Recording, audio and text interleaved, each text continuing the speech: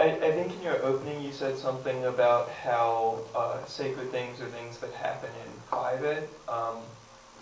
If that is what you were saying, how does that fit into your view of church and worship?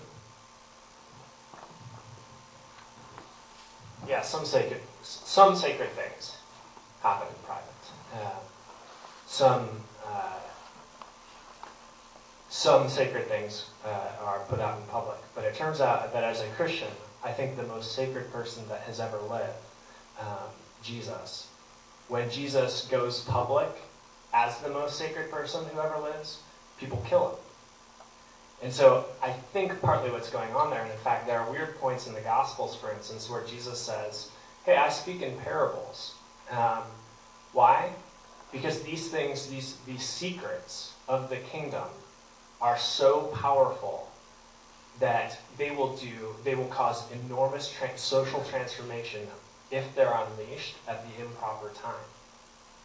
And so part of sacredness is knowing, part of the sort of sacred dimension is knowing when that which is mysterious, that which is in darkness, that which is fundamentally holy is meant to be revealed to the world.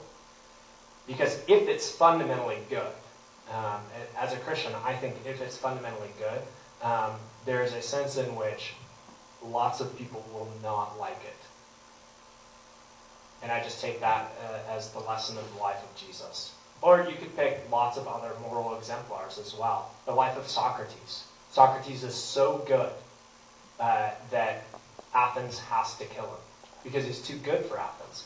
And in fact, Socrates says in the Republic, what Socrates says is, if there was a perfectly just man, this is Republic Book 3, who incarnated justice, we would crucify him. And he actually uses the verb crucify.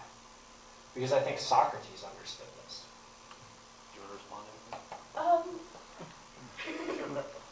I have a little bit of complexity. I'm not so sure. Microphone really does distract. I'm not so sure about. I mean, that's a really interesting interpretation of sacredness and how very sacred or important things have to be made hidden again, or because they're simply too powerful.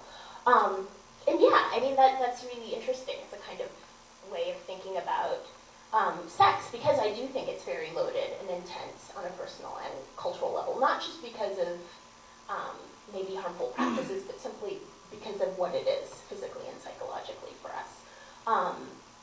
But I guess I would argue it's better to sort of go through, rather than go through it and to shed light on it, rather than shroud it,